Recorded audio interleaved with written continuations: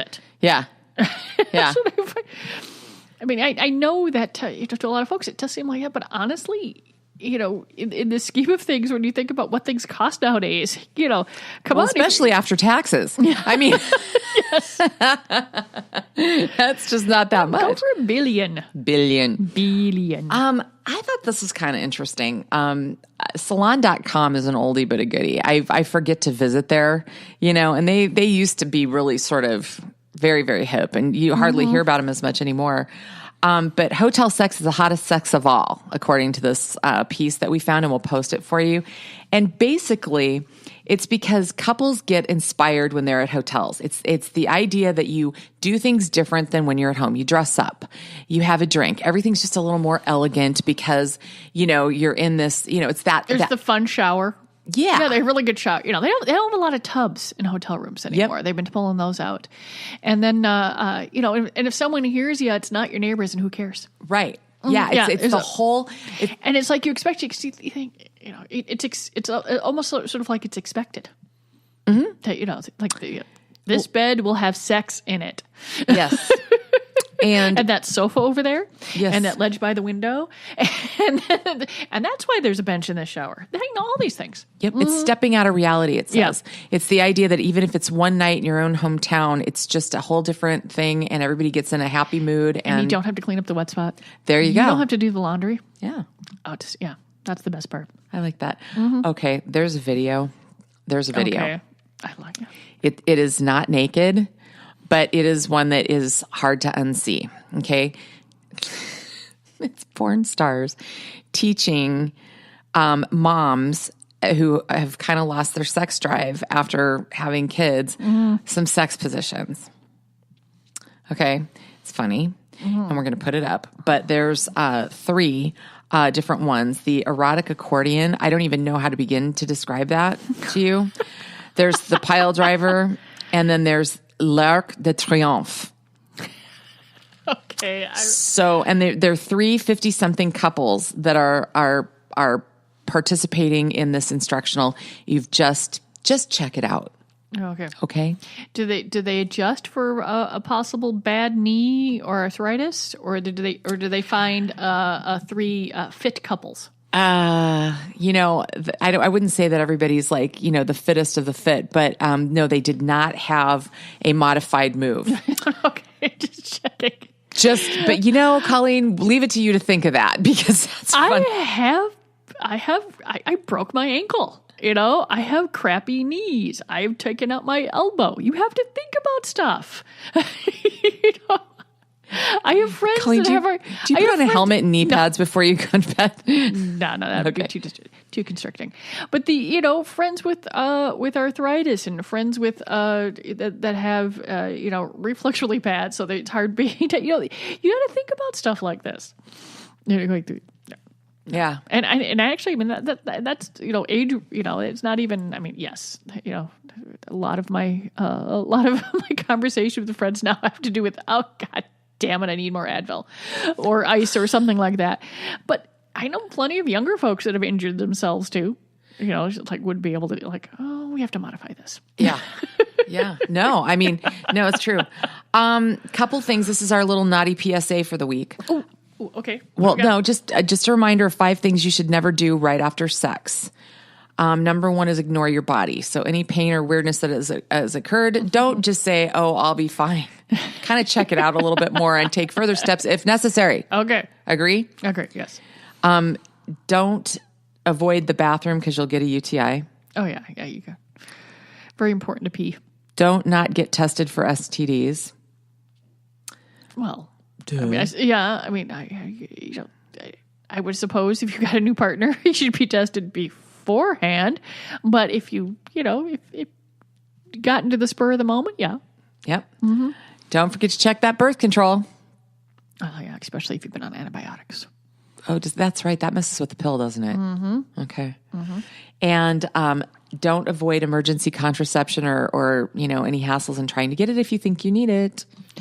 Yeah, a lot of places, if you're, it's right over there next to the lubes and the condoms and all that. Just Plan B, just sitting. You don't even have to ask for it. Is it in like like a It's garden. it's about, yeah, no. I mean, I know it may have been in a plot.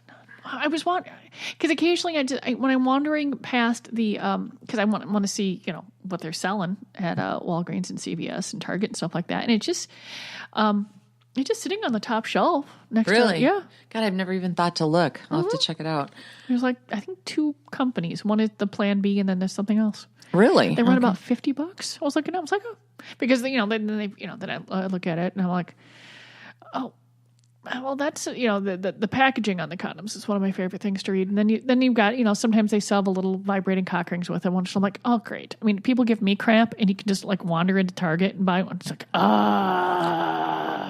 But actually, when I go by, I realize that there's fewer and fewer. So I'm pretty sure that folks are not actually purchasing these things in full view while they're getting their, while they're getting their, other prescriptions.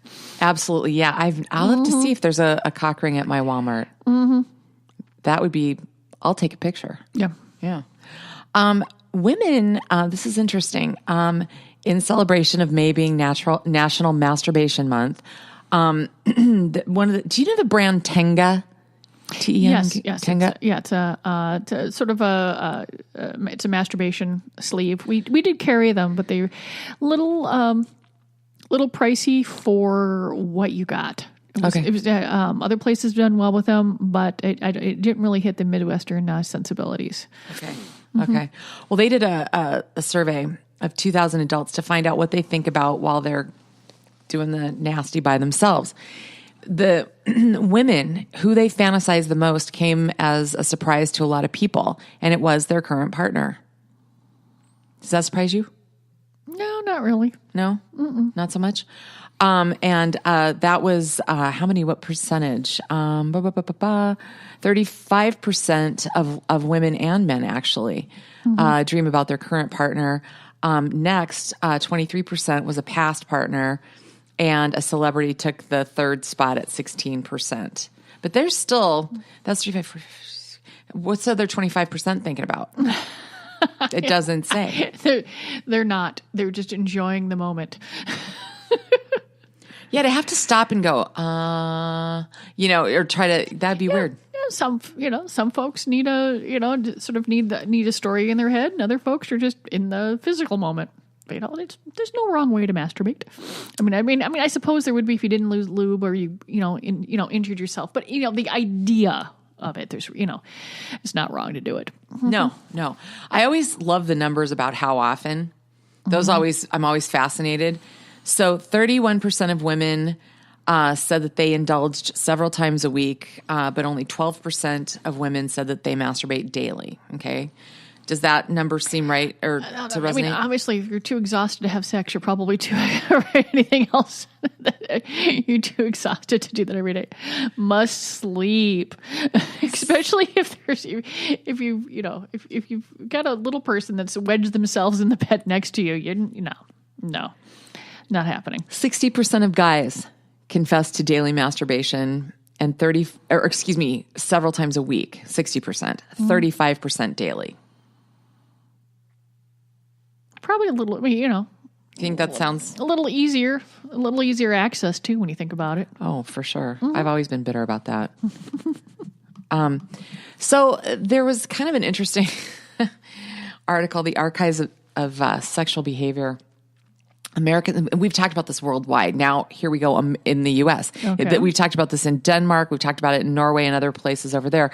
American adults, too, apparently are having less sex now than they did 20 years ago. So overall, as a species, we are less sexual.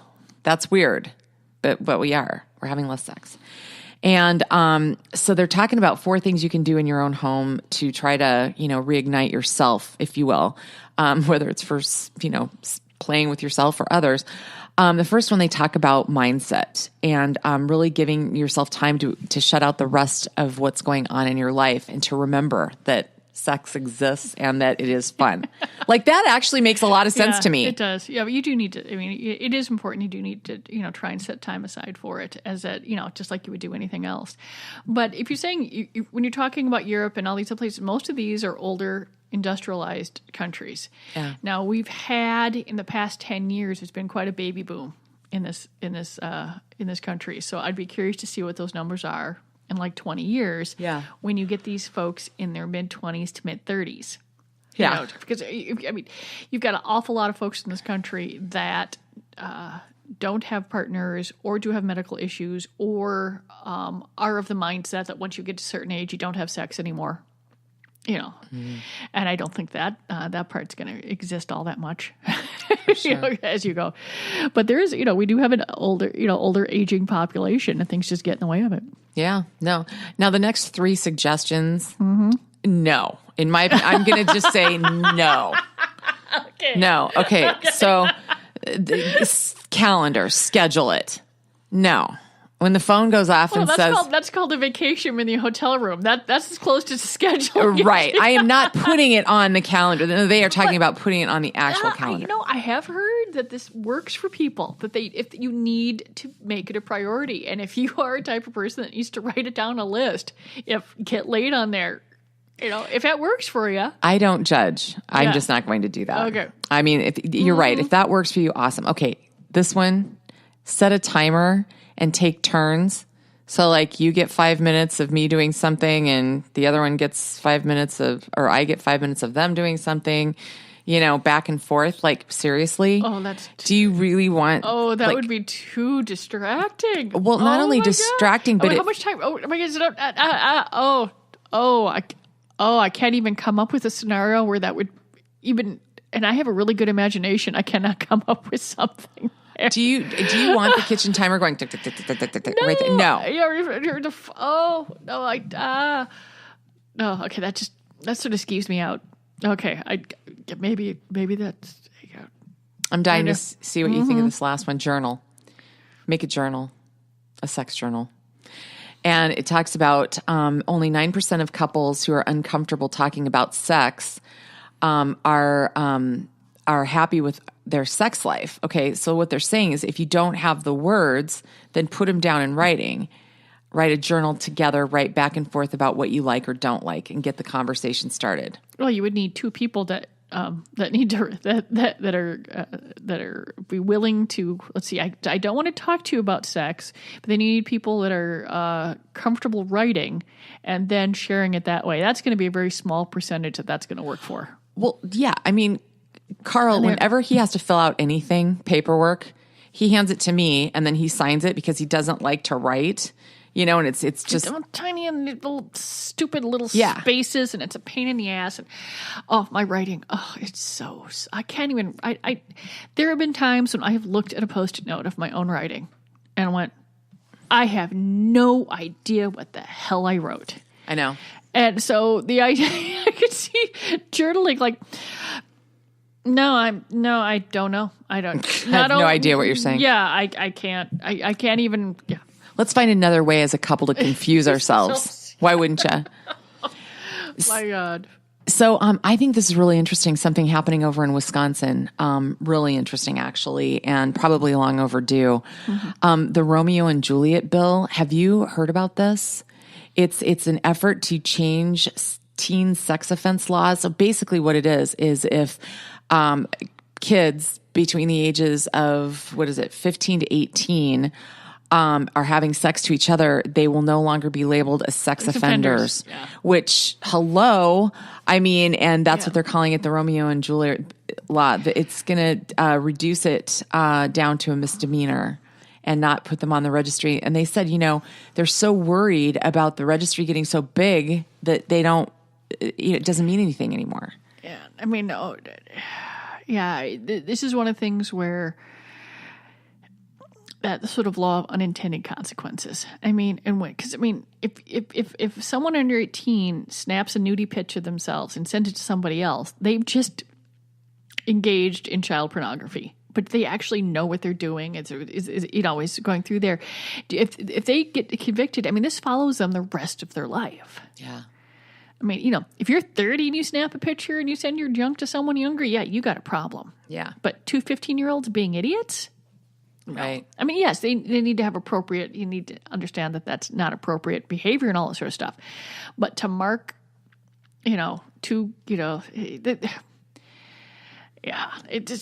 to parse the right spots where you protect folks but you don't mark them for the rest of their lives for, doing